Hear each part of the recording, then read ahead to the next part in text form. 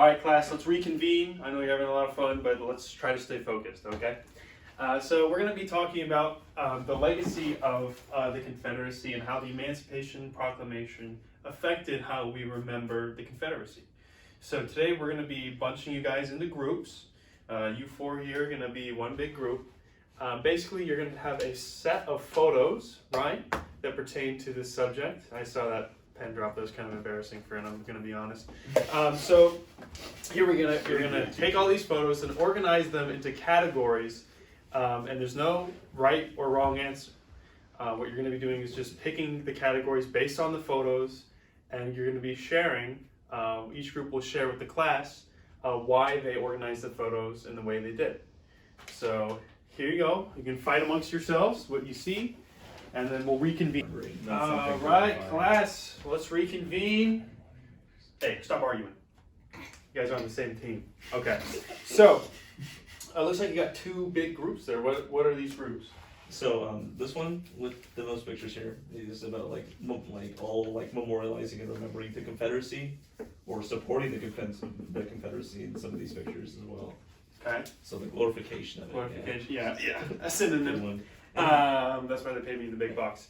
And then you have a second group. What's that? then the second pile is about like just rejecting the glorification that these states that like put in, right? So like all these memorials, all these states, and all these like prominent figures just being removed in some way or defaced in some way.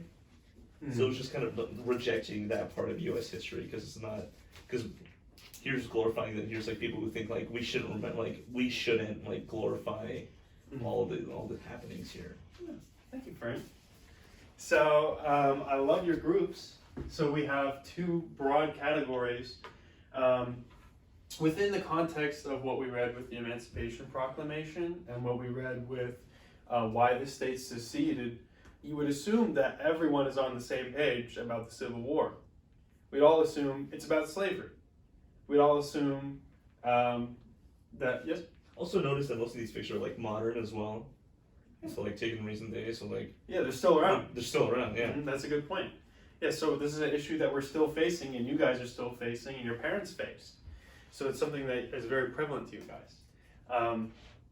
But as I was saying, the secession letters and the Emancipation Proclamation, it's mostly about slavery. And so a lot of people assume that everyone's on the same page about slavery being the cause and the main portion of the Civil War. It's basically that, but there is some things that are very important for you to recognize.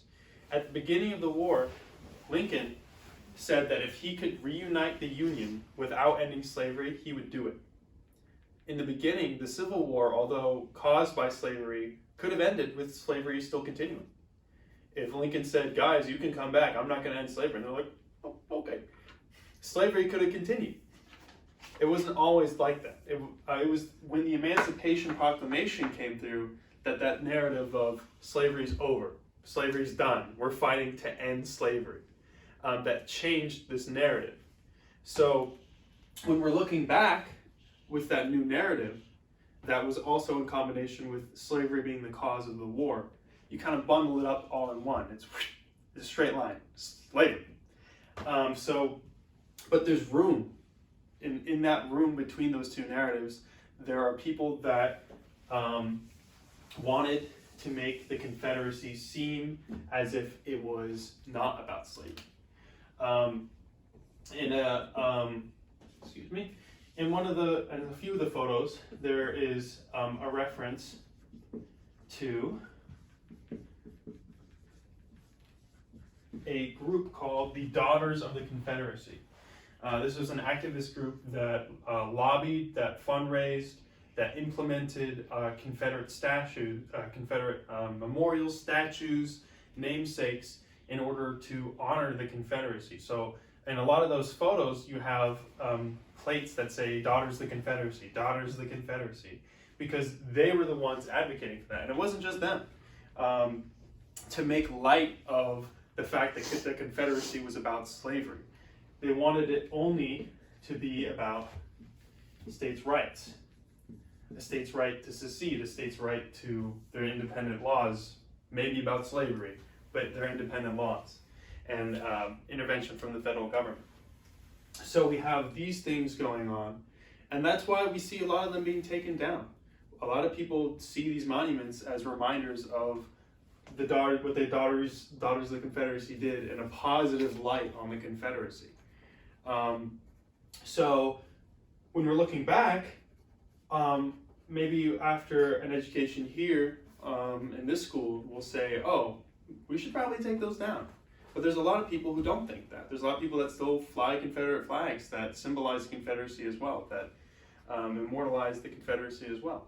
So what we're going to be doing is you're going to reorganize those photos based on what I've just taught.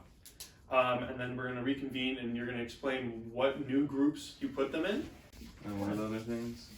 Removal. And defacement. Defacement. Debasement.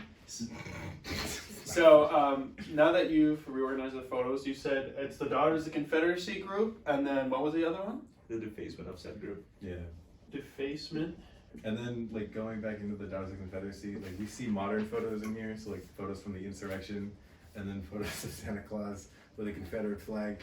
And, like, I would argue that is, or we would argue that is a consequence of this propaganda, that even though it is an outdated group with an outdated ideology, they are still around, and they're still evil. Mm-hmm. And that's exactly what that group wanted to do. They wanted to immortalize it and make light of what the Confederacy stood for. So, all right, thank you for participating in this group activity. I know socializing is hard,